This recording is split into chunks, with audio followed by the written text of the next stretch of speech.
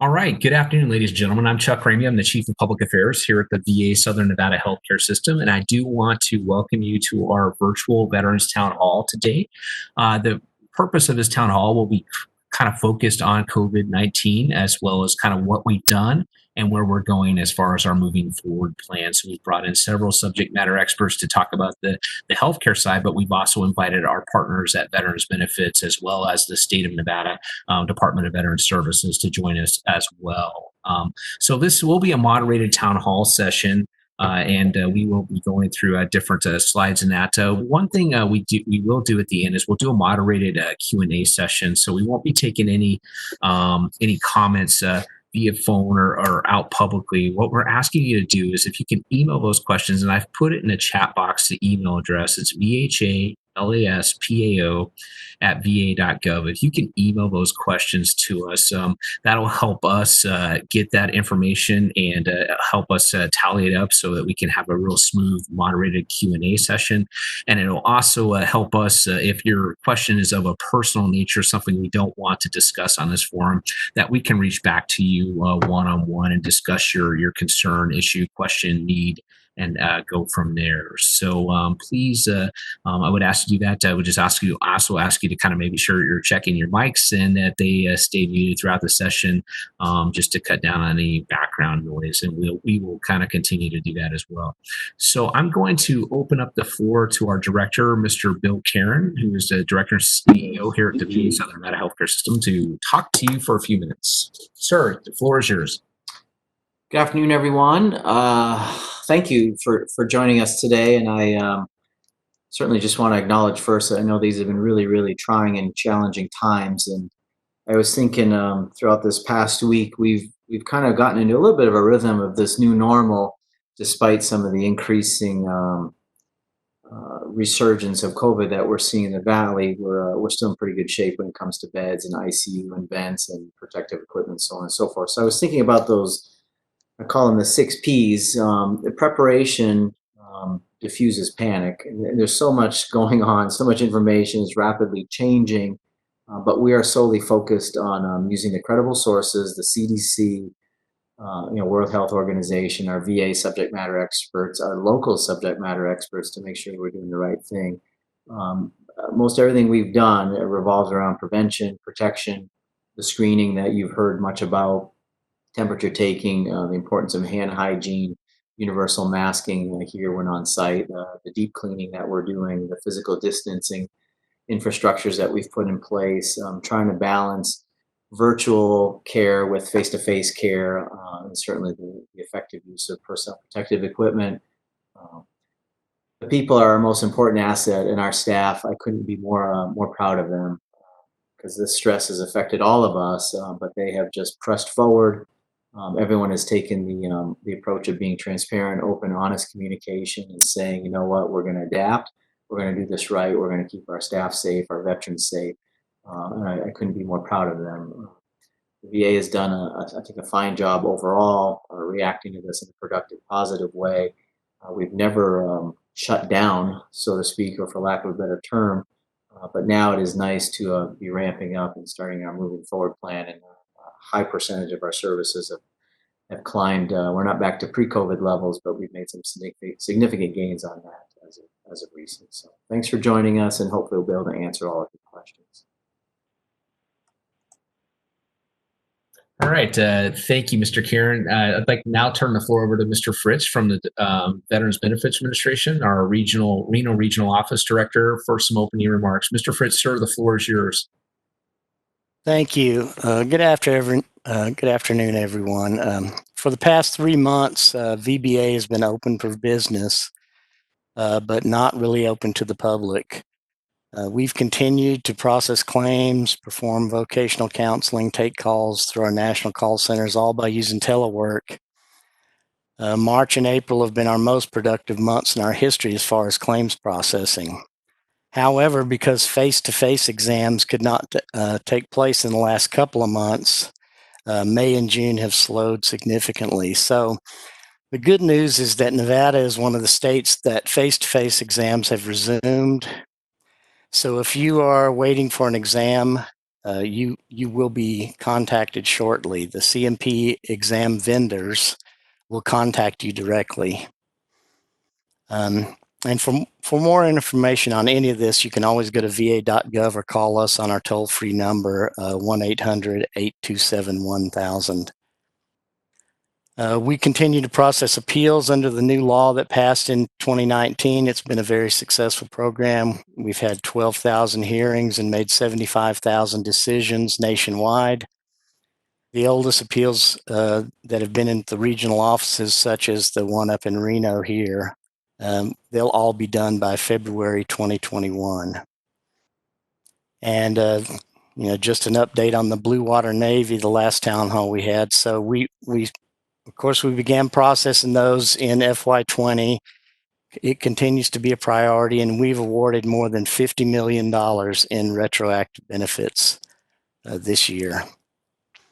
We have a new program called Solid Start, in which we call transitioning military members during the first year after separation from service to advise you of benefits. So if you are transitioning out of the service, expect a call from VBA, and it's one that you want to answer. VBA, I'll just say that VBA, we've been very proactive all during the pandemic. Have many programs to help veterans through our home loan guarantee program. We've relieved payments of debts through our debt management center, and we've continued to process mail to ensure all dates of claim are correct.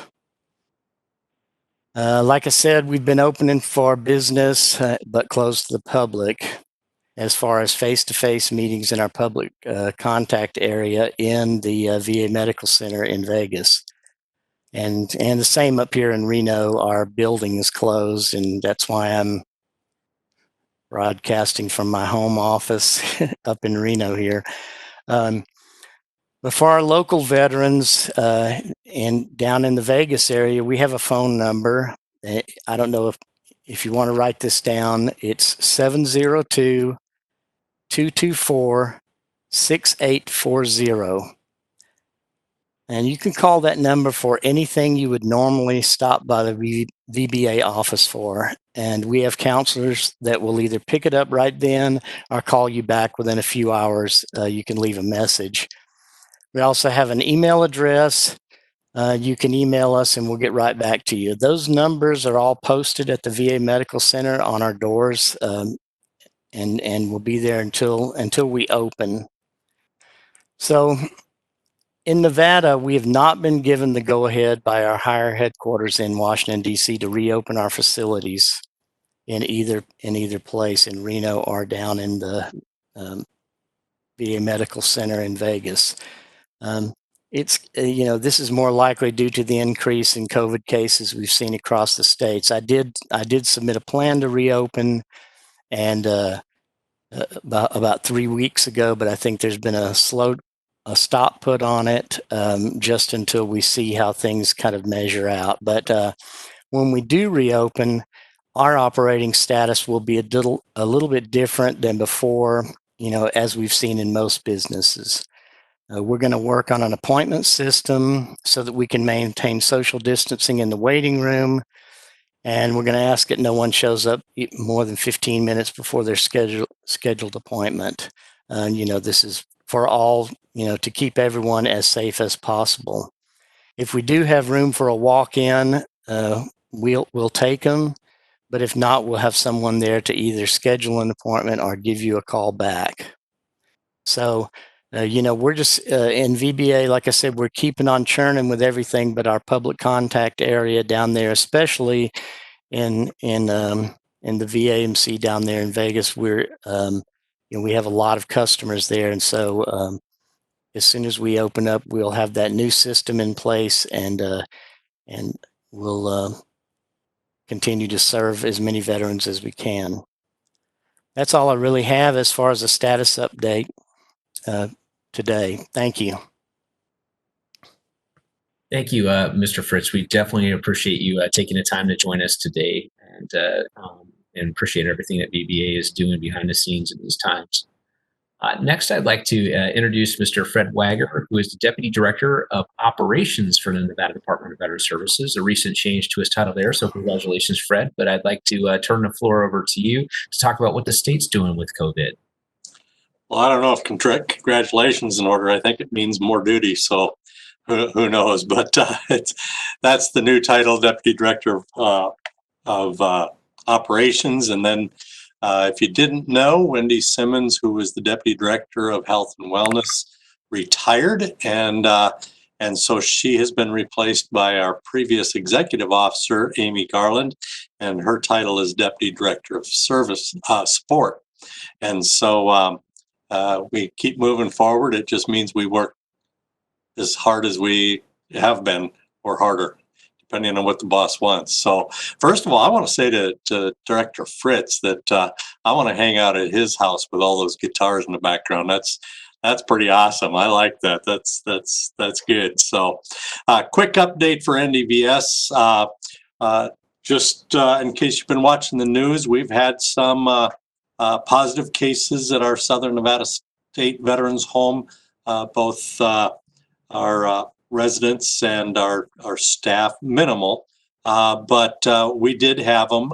Most of them are asymptomatic or very mild symptoms, so we haven't had anybody in any major issues since our first month when we had one pass away early on.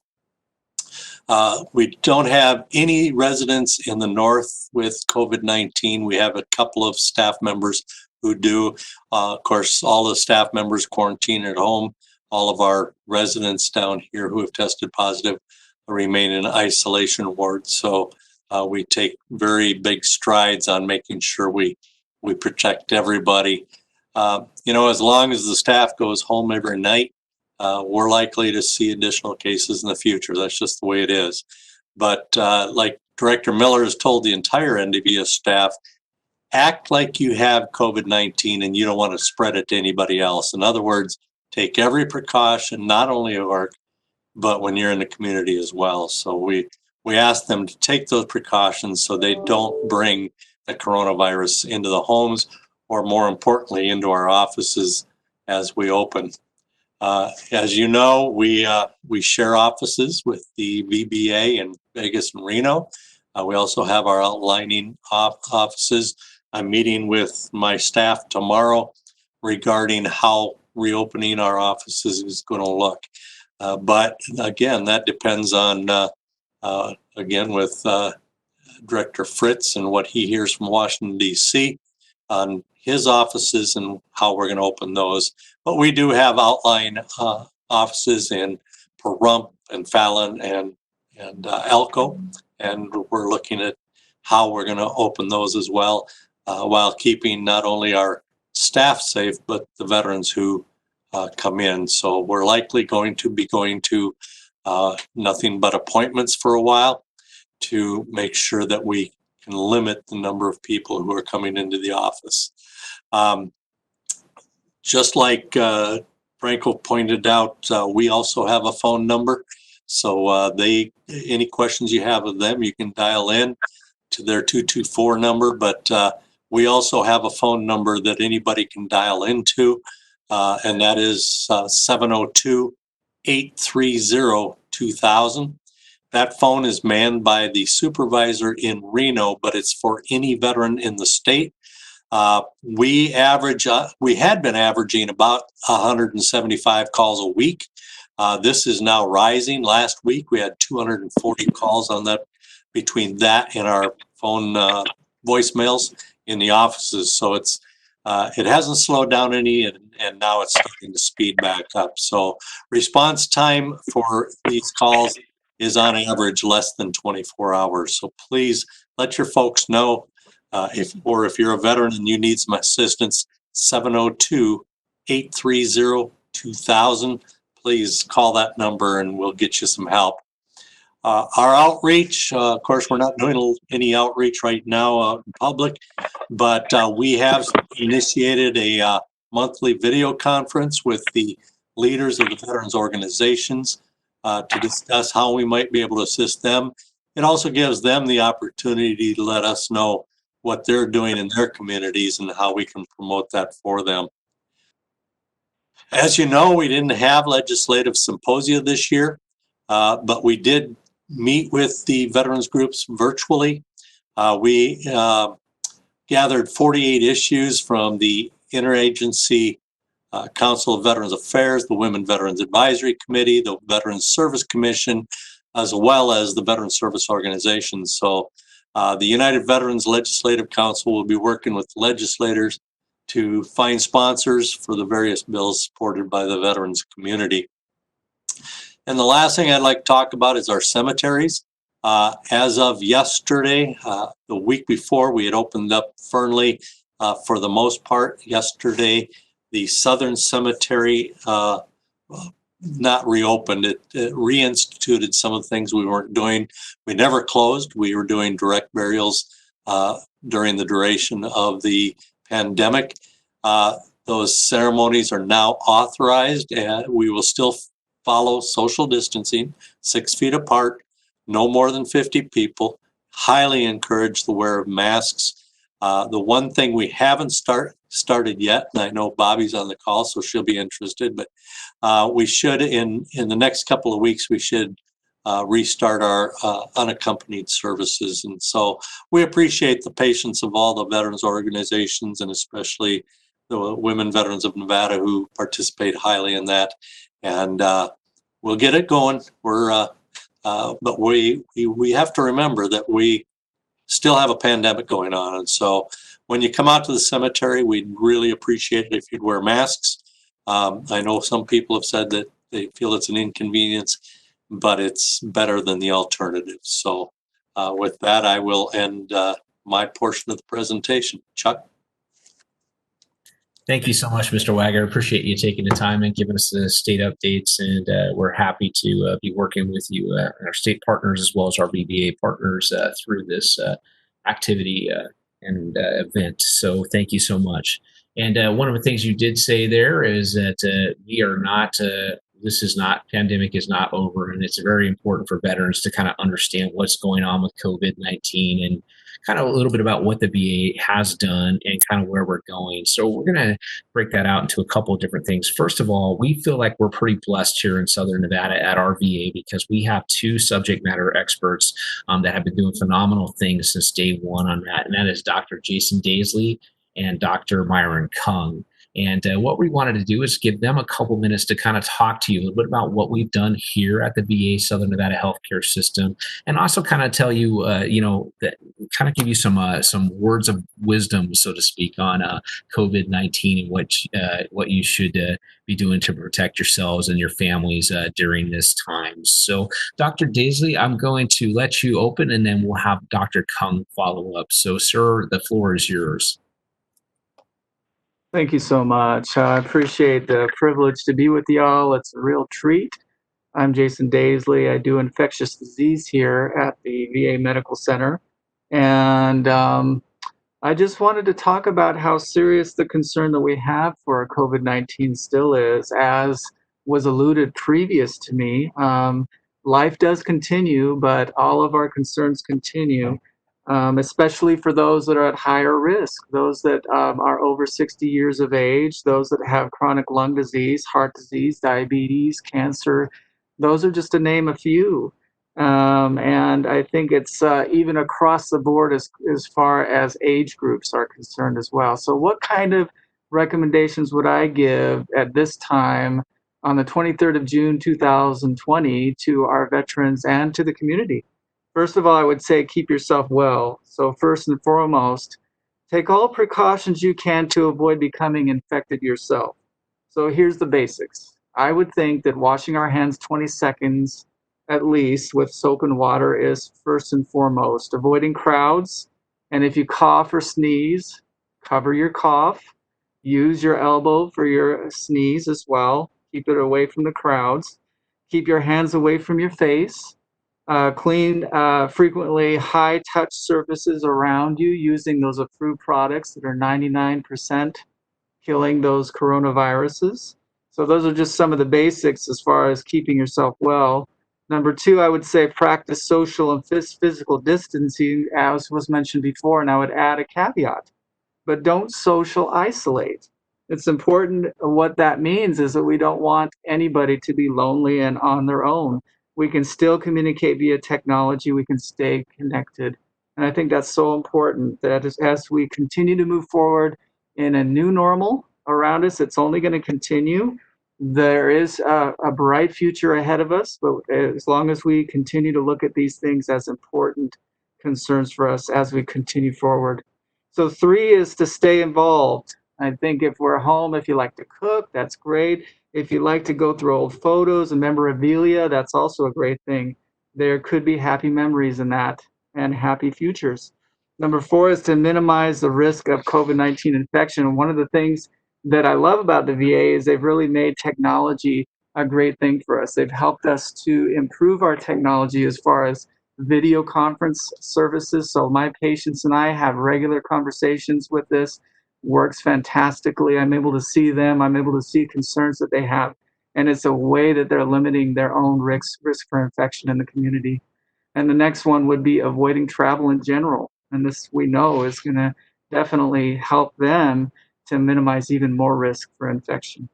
The next one would be a decide on a plan. If you can, involve family members and as you continue to look at interruptions in your life to try to avoid those and your routines. If you become sick, talking things through ahead of time, preparing those things that would need to be prepared before anything could happen.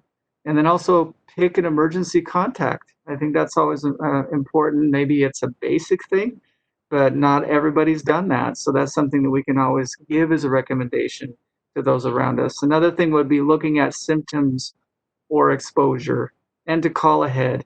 If you or a loved one learn that you might have been exposed to somebody with COVID-19, or if anybody in your household develops symptoms such as the ones that have been described to us by the CDC, cough, fever, shortness of breath, call your primary care and also follow their instructions. I think that's very important and on the list. And of course, if you have severe shortness of breath and high fevers, call 911 or go to your nearest emergency room the best as you can. So those are just a few of the tips, and I just wanted to close just by looking at all the great things that our leadership has done to try to innovate us, to try to improve us day by day, even when things were not popular to do. I remember earlier on how it was unpopular to wear masks for those around us on a universal basis. And so just like if you were quarantined or something, yeah, you'd wear a mask and you'd wear that for 14 days and then not. But then we started using universal masking, and it seems so basic now and everybody's doing it. But at the time, it was innovative and it was very helpful. And then just recently, we started screening everybody for COVID-19 that are coming into the hospital. A great innovation that is not the standard of care, and not everybody's doing it, but it's great and it's helping us in many ways. And then also doing antibody testing to see if anybody's been exposed to the virus, if they haven't had a PCR done. Sometimes we can see if they've been exposed before, and it's not going to say anything about immunity, but at least we have an idea. And that was offered to both our employees, but also to our patients, and can be ordered by primary care. And then all of the seating arrangements in our hospital, in the corridors, in the clinical settings, all those areas where there could be congregate seating, we've also made that also spaced out. So there have been people that have been managing that and doing a great job. And so we've been involved in all of that, and it's been so great to see that. New disinfecting guidelines have also been arranged in each of the clinic settings and all of the different services with new guidance that's written out for all of us to read for the future. That's all helpful. And then just utilizing the treatments that are available to us as it becomes available by the scientific community that's peer reviewed, that's something that has some backbone to it to help us to treat the patients. Remdesivir is one of them, convalescent plasma, some of the steroid, dexamethasone, all of those that are coming out in the news that we see that there's evidence that it's working. Those are the things that we've been utilizing for our patients so that we can see success when they come in and they're sick with COVID-19, both on the outpatient and especially on the inpatient basis. So these are just a few of the things I was thinking. I don't want to take up any more time, but I appreciate you guys listening and taking the time to be in this town hall as well. And we've got great things yet to come during the rest of this town hall. So I'll give the time back to you, Mr. Ramey, for our next speaker. Thank you.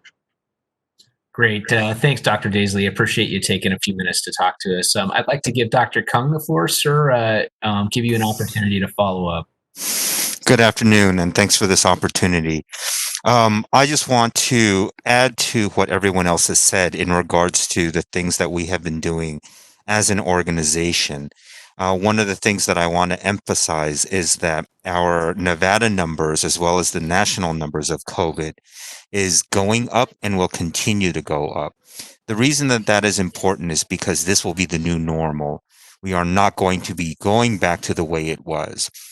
But as an organization, we've included that in all of our plans, and the things that we have been doing are incorporating all of the new guidelines and interventions to keep veterans both well and get them better if and when they get COVID. The things that Dr. Daisley has mentioned, steroids, and the things that you've heard in the news, hydroxychloroquine or certain antivirals, convalescent plasma, things like that.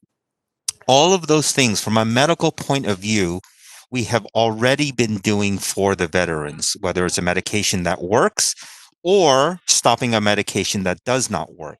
One of the benefits of working for the VA is that we get to not only be privy to the information before it even comes out to the media, but we get to advise the CDC and the WHO and our national government about what we are doing. As an organization, we have that information and we get to be the forefront of all of that medicine. So I want to let you veterans know that coming here, you will get the very latest and greatest, the best medical care I think we can offer in the nation. The other thing that I want to emphasize too is the fact that we will be incorporating a lot of changes. So as we go along, bear with us. But one of the things that you will see, for example, by coming into the hospital, you will get a COVID test, and this will be a new normal. This is an effort on our part, not only to keep the staff safe, but to keep veterans safe, to keep you all safe. So please understand that when we are doing these things, this is not security theater. This is actual interventions that will greatly benefit all of our veterans and our staff. I know a lot of people have questions about certain things that can happen with COVID, your comorbid conditions, certain diseases that you may have, and what can be some long-term effects besides obviously and unfortunately death. These are the things that we actually are learning as we go along and have more and more information about. And we know that COVID does affect our veterans differently than the general population. And even if it is not something for which you need to come into the hospital for, there may be some downstream medical effects. So it is still very important, like Dr. Daisley and Mr. Karen and others have said, that you protect yourselves and take care of yourselves and treat this seriously. Because even though we know that only 1% of patients who come into the who contract COVID may ultimately succumb to this, there are a lot of other things that can happen too. And I will be seeing a lot of you veterans in my clinic to discuss these issues. But as we go along, if you guys have any questions, guys and gals have any questions, do not hesitate to ask, because we are all in this together. Thank you again, Mr. Ramey, for the time. Great. Thanks, Dr. Kung. I appreciate you taking the time, as well as Dr. Daisley as well. So we want to kind of talk about the moving forward. Our facility was one of the first 18 facilities in the nation selected to kind of resume operations. We will say reintroduction in in-person services. We're not reopening. We're just expanding in-person services. We're reintroducing personal in face-to-face services and that. So I wanted to turn it over to Dr. Ramu Kamanduri, who is our chief of staff. And I'm going to get the slides back up here. And we will go back to that screen here. I'm going to click it here. All right. And I'm going to turn it over to Dr. Kamanduri to talk to us a little bit about kind of some of the things that we have going on in the facility now and a little bit on our way forward. So Dr. Kamanduri, sir, the floor is yours. Thank you, Chuck. And Dr. Strawn and I will be tag teaming this. So, and we are, as you mentioned, we're one of the few VA organizations to be in the first group and increasingly more and more VA facilities have now opened up to open up. And deliberately, you need a clear-cut plan and a safe plan to open back into additional services. So we never closed any area, didn't close services, but returning to care services. So first of all, why return to care? If you look at the point, during the 3 months that we were shut down in the nation, as a nation, we closed, right? Lots of healthcare. Patients stopped getting screening cancer care. And most of us refused to go to screening care because we were all afraid of COVID, right?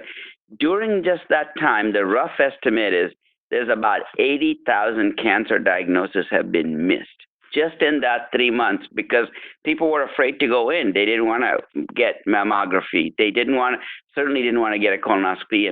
And they were elective procedures, so many elective surgery centers across the country closed. So you couldn't even get it even if you wanted a colonoscopy, right? So 80,000. And if you look at it, the deaths from that are not going to show up overnight.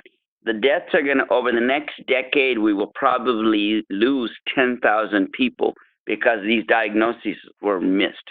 So this is going to take a while before you see it. So other illnesses go on and develop. Interestingly, there's some data appearing now recently showing that perhaps because of the COVID symptomatology, when somebody comes in with a fever and cough, we always think of it as COVID and we forget the fact, oh, by the way, they might have a cancer or some other condition that we're not even thinking about. So increasingly, doctors are looking and may not have even looked for a more serious condition that is very critical too, not just COVID. So we need to open and actually provide those care all across the country.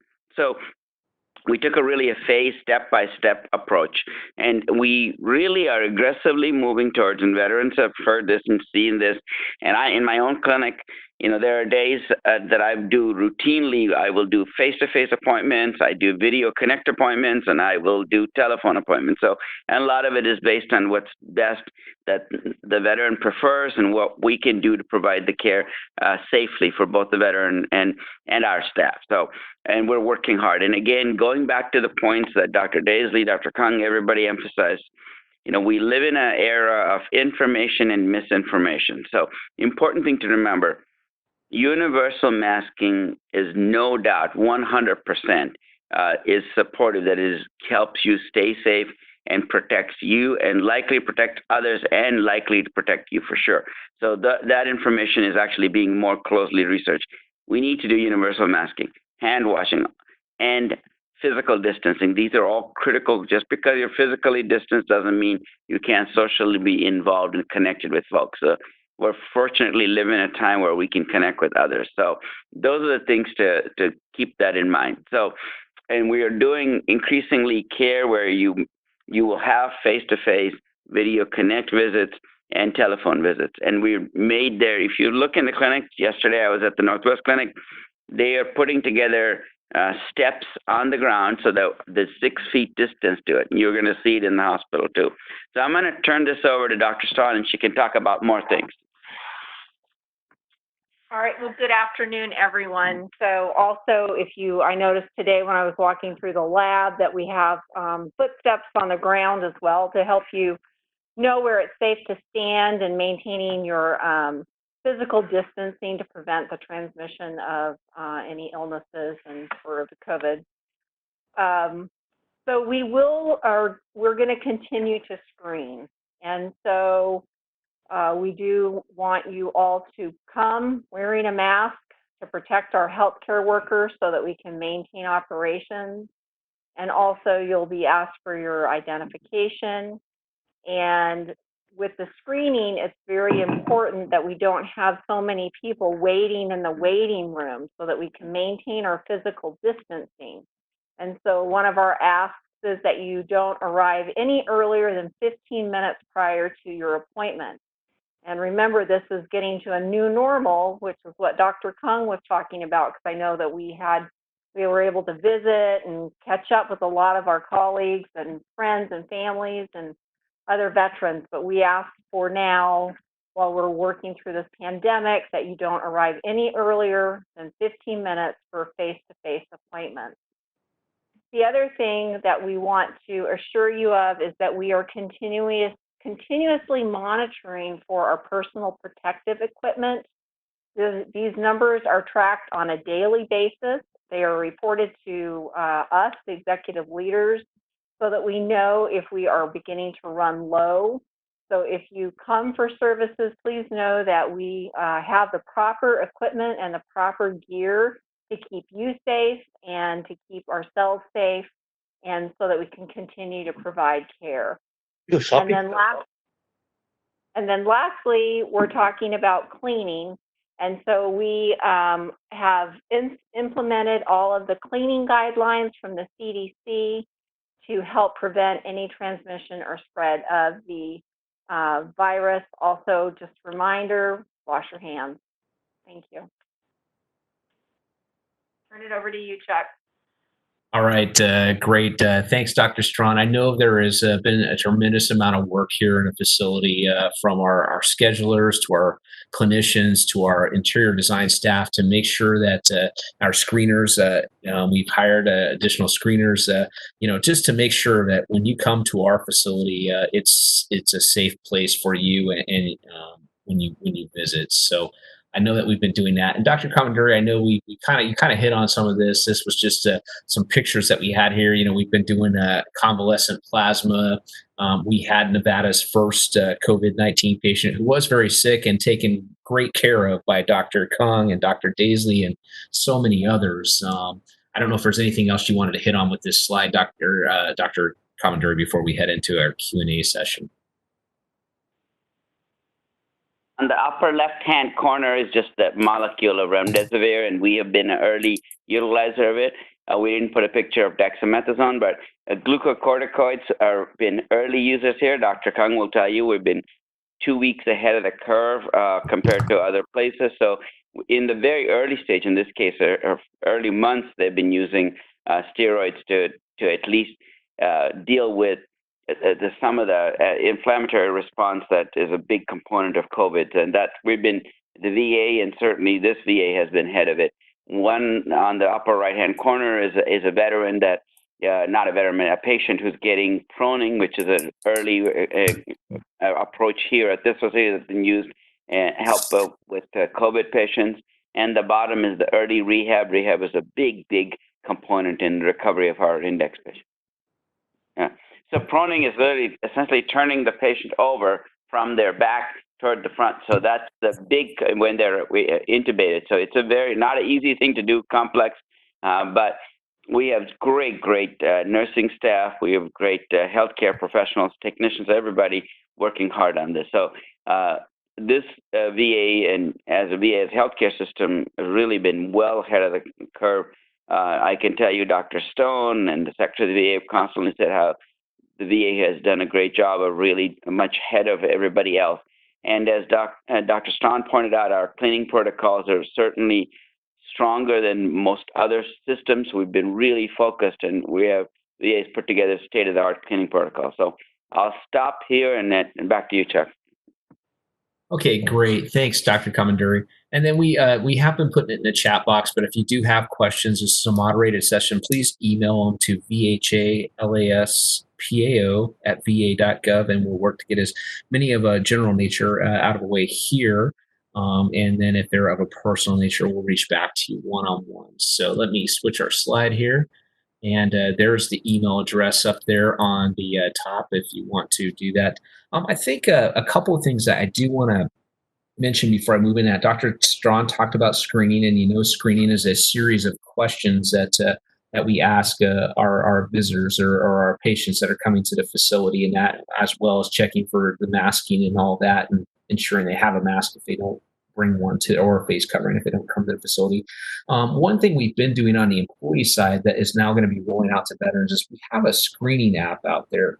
And if you text the word screen to 53079, you'll get a link back from the VA, and you click on that link, and it'll actually give you a link to our screening app, and it's got 5 questions on there. It says the first question will ask you if you're a VA employee or contractor. You click no on that, and it'll give you veteran-specific questions. And then after you answer those questions, if you answer them and you're cleared through the questions, kind of the same questions we asked you here, it'll kind of give you a blue check mark, and you can show that to a screener when you come through our doors, and you'll get your temperature taken. Make sure you have your mask on and proceed on from there. So just wanted to let you know that innovation is out there. One question that we have gotten is Dr. Kung and Mr. Karen had alluded to the fact that our facility, that we're starting to see more cases in the community.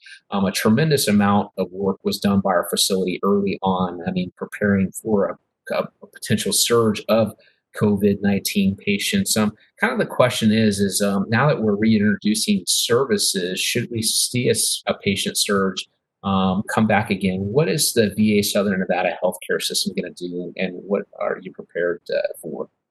So I'll turn that over to Dr. Kamanduri. Dr. Strong, let me start with you.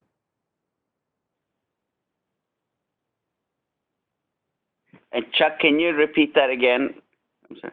Sure. The question is kind of right now, with us reintroducing services here at our VA, should we see a surge in COVID-19 patients, more veteran patients coming in because of the increase in numbers in the community? Are we prepared for that, or how will that affect the care and services that we're reintroducing?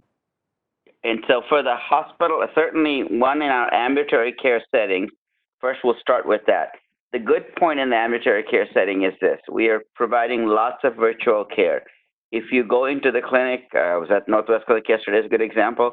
Really, there's lots of space, lots of opportunity, lots of ways to hand washing, masking, all that is available, so that it is a safe setting to come in and get care. And we have a lot of folks, even though there's staff members there, many of the veterans are getting care through video connect or other mechanisms. So that's very positive. So we can do that in ambulatory care. Within the hospital, we watch this every day. In fact, last night, a little after 9 at night, I was just looking at what we were doing in the hospital. Same thing, talking to the folks in the hospital. How are we taking care of our veterans? How do we manage more complex patients? What do we need to do? What things do we need to change in order to add staff? Dr. Strawn's been working on bringing on staff, if necessary, emergency staff, to help cover in especially the critically ill patients as they come in. So we have a plan going forward and approaching it. If Dr. Strawn, you can step and add more. So we are prepared if we do need to surge again, and we have a plan that's very specific as to what we need to do. We are in regular communication with the clinicians and leaders who are on site after hours and on the weekends and holidays, and we maintain constant communication so that we are aware if we need to shift resources. So I feel confident that we will be able to meet the needs for anyone or veterans that present for care, and that we have very robust systems in place to address any of those issues or concerns. Turn it back to you, Chuck. Okay, great. Thanks, Dr. Strong, Dr. Kamanduri. The next question we have, and this one we've put out some press on recently, and it's a very good question, and it's very timely and current. The question is, normally we're told to go to the clinic for a blood draw a week or so prior to our clinic appointment. The procedure in the past has been to go into the clinic, register, take a number, or sit in the waiting room until our number is called. How will this change going forward? We've made some tremendous changes in that here over the past week. So Dr. Kamanduri, do you want to start with that answer? Yes. What we're doing is, one, just as we're working to get to this stage right now, we are doing routine and laboratory studies in the primary care clinics. We opened up the clinics so we can do blood draw. So that is happening, and veterans are coming in and get that. And of course, you can always come to the hospital and get the blood draws. Now, the next step is, how do we get to the point where, like in the community settings, how do we get to a point where a veteran can self-schedule into an appointment slot, so to reduce even the chance of having more folks all lined up in one area, one space. So, and we're working for ways to go to a point where you can self-schedule. So that will be our next innovation, to do just like you could do at LabCorp or Quest, other companies where we can allow veterans to be able to schedule and then come in, so that we don't end up having too many folks at the same time. But we'll continue to draw the labs as we're doing now. Outstanding. And we just put out a press release on that. And just to kind of give you a heads up, we did open up the Las Vegas Valley primary care clinics last week to resume the lab as well as some of our general X-ray services as well. Those are reopened on Monday. But if the hours are 8 to 4 p.m. Monday through Friday, excuse me, that's for general X-ray services, 8 to 4 p.m. Monday through Friday, and then for lab services, 7:30 a.m. to 3:30 p.m. Monday through Friday for scheduled lab draw. A couple of tips we're giving people is that if you're not going in for a fasting lab, if you don't have to fast and to have your blood drawn first thing in the morning, it's just for some other routine lab. We're not seeing a lot of traffic in the afternoons, so we're recommending veterans come in the afternoons for those types of labs if they can. And then I just got an email from our health administration service this morning. So they're working with the clinicians now to try and do a little block scheduling as kind of a next step to help our veterans kind of get some labs. They're still accepting walk-ins, but they're trying to work with you to get you some scheduled times for labs as well. So I think they're scheduling like 2 and 15-minute sessions. So those are things that are going on. And then imaging also, like we said, general X-ray services opened up on site at the clinics too on Monday, and that's for general X-ray, and that's 8 a.m. to 4 p.m. You can get that done out here at the VA too from 7 a.m. to 6 p.m. daily for general X-ray services, excluding holidays at the medical center here. That's a walk-in service, and then all other advanced imaging services are still done by appointment only. So hopefully that answers that question. Mr. Fritz, sir, I have a question for you. Obviously, we've closed down several different services in that. And previously, your facilities, both in Reno and Las Vegas, were walk-in services, were first come first serve. Are you looking at an appointment system or some other process in the future for your face-to-face appointments in your facilities? Yes, absolutely. That's what we're going to go to as an appointment system that we've already have the plan written up. It's just going to be if we do have walk-ins, because we used to get a lot of walk-ins, especially down in Vegas, from veterans over at the pharmacy, and then they stop by. So that we're not going to be able to do that anymore, but we'll have a person at a front desk that will take care of the veteran. And if we have room, we're scheduling appointments, but there'll only be a few a day. And if the walk-in, if we have someone available to do that, they'll do it right then. But otherwise, they will take their phone number and or their email address and get back with them or schedule an appointment for them at that time. And that's how it'll work going forward. Outstanding. Thank you, sir. I greatly appreciate that. I'm trying to go through. My next question here is I think I'm trying to decipher it here a little bit. I think it's more of a community care related question. For veterans that we aren't able to provide services to or provide services to within a certain time frame, has that time frame changed for access to community care, and are we reintroducing community care services here at our VA?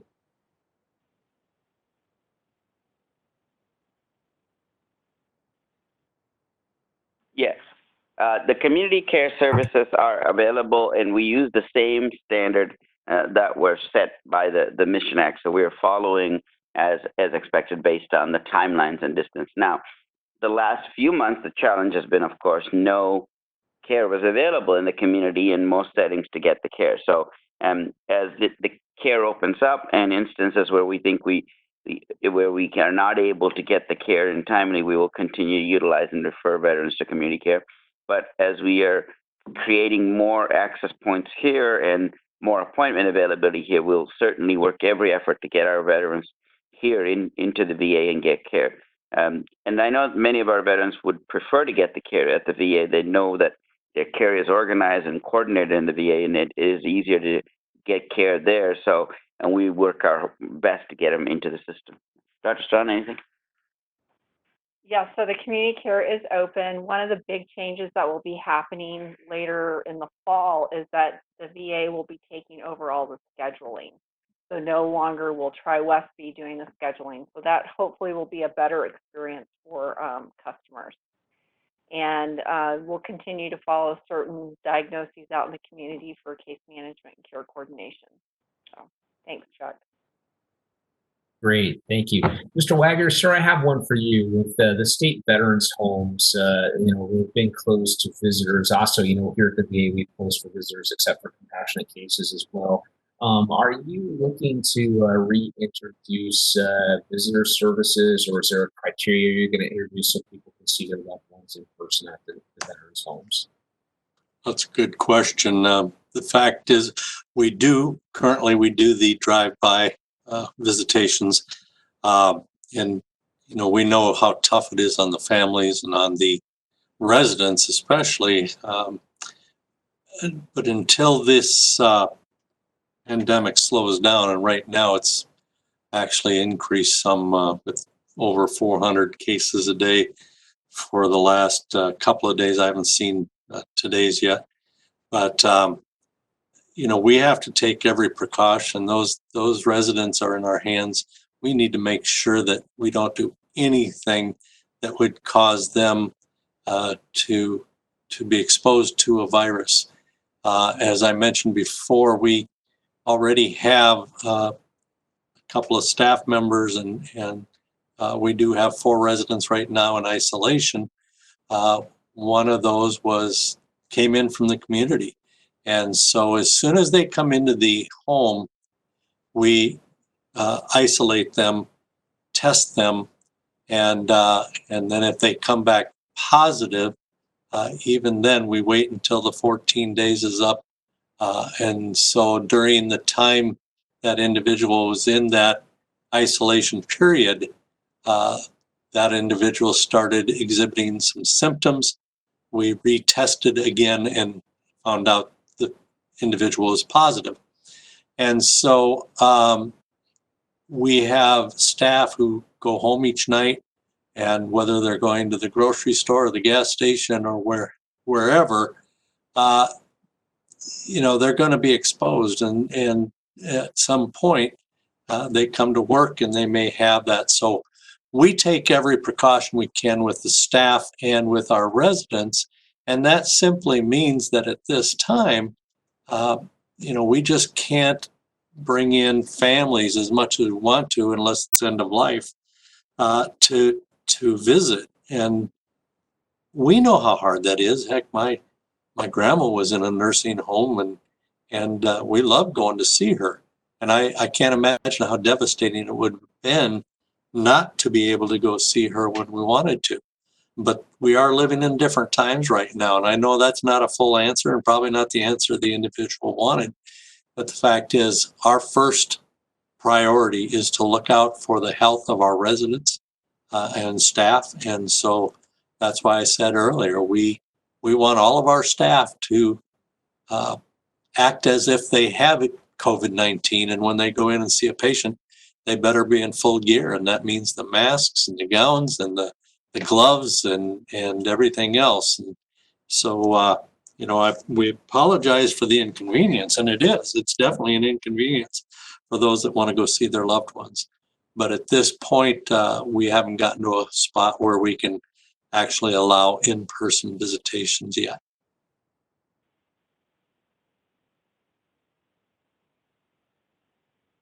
Great. Thanks, Mr. Wagner. Appreciate that. Next question is in relation to veterans. Can veterans who are don't have symptoms come into the VA and get tested for COVID-19 or antibody testing? Are there any plans to do that here at our VA anytime in the future? We've got Dr. Commandery or Dr. Daisley. And Dr. Daisley could step in. I can say we have antibody testing available. Your primary care can order antibody testing. So now antigen testing is different for testing for COVID-19 itself. So let Dr. Daisley discuss both of them, certainly. Okay, thank you very much. Yeah, so the antibody testing is just to see if you've been exposed to it at some time. It doesn't say anything about active infection now, and that's available at any point. And as far as the other test goes, the one that goes inside the nose, that's to look for any active infection. And we do like to normally do that when somebody is symptomatic.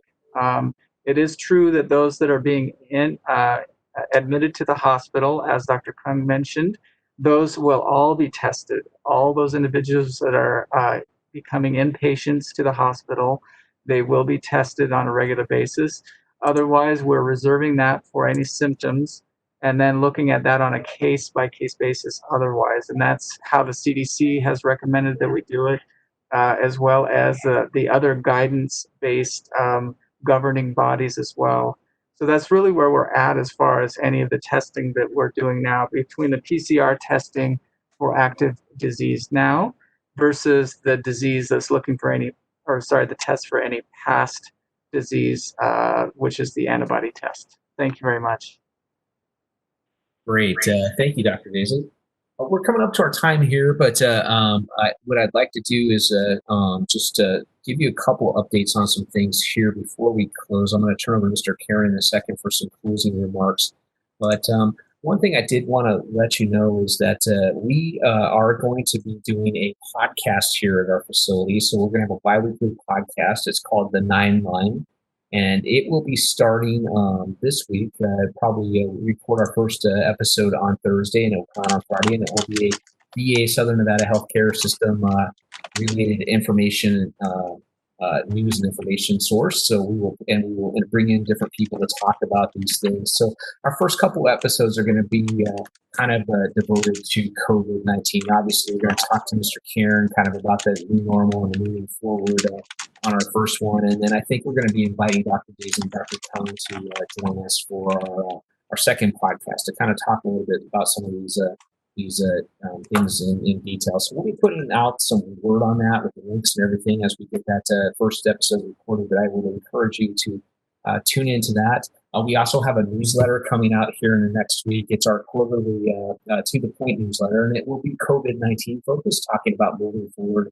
And in that, we do plan on providing you a list of resources, as Mr. Fritz talked about, with the numbers and the email address for his services. You know, we have a lot of business services here in the facility that we've tried to give you virtual options for, how to get, the different types of care we can give you, either virtually or in person, virtual same-day services. So that information will be coming out to you in a newsletter the next week as well. So we're doing a heck of a lot to try and communicate with you and get the word out. But anytime you feel like you have a question, comment, or concern, we do have, especially if you have a concern, we have our Veterans Experience team has set up a special line, and I'll get that out to you here. And it's a call center, so that our patient experience call center, so that they can help you out with that. And I will grab that extension and put it up here. I don't know if Monica's on the line, if you want to put that in the chat box.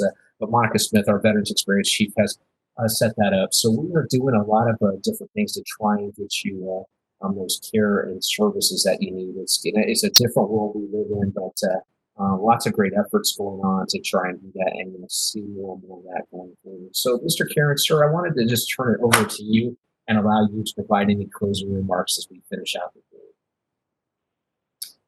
We're very fortunate, the ability for us to be able to hire on additional staff to round out the screening and some of the additional duties that come along with managing COVID allow us to continue to press forward with our moving forward plans to get our services ramped up back to pre-COVID levels. And we're hoping to get back to pre-COVID and actually surpass pre-COVID levels. We're a growing city in Las Vegas. The fact that we've expedited the shift for appropriate use of VA virtual modalities, telephone visits, virtual care, does actually allows for a little less traffic flow through some of the sites, which allows us to leverage more services appropriately. So some of those modes of healthcare that might have taken us in a typical environment a few more years to ramp up was necessitated by COVID to ramp them up quickly. So that was a plus for us and for our patients, and I think there's an appropriate utilization of that happening now. The ability to hire staff, as I mentioned, to round out those services so that we're not overburdening services as they ramp back up to get their services fully open. So we're very blessed in that respect. Outstanding. Well, thank you so much, Mr. Karen. We appreciate that. We will, like I said, we'll have those products out. Please, if you have the opportunity, follow us on Facebook at Las Vegas VA. or VA Las Vegas on Twitter. And we are also on Instagram at Las Vegas VA Las Vegas as well.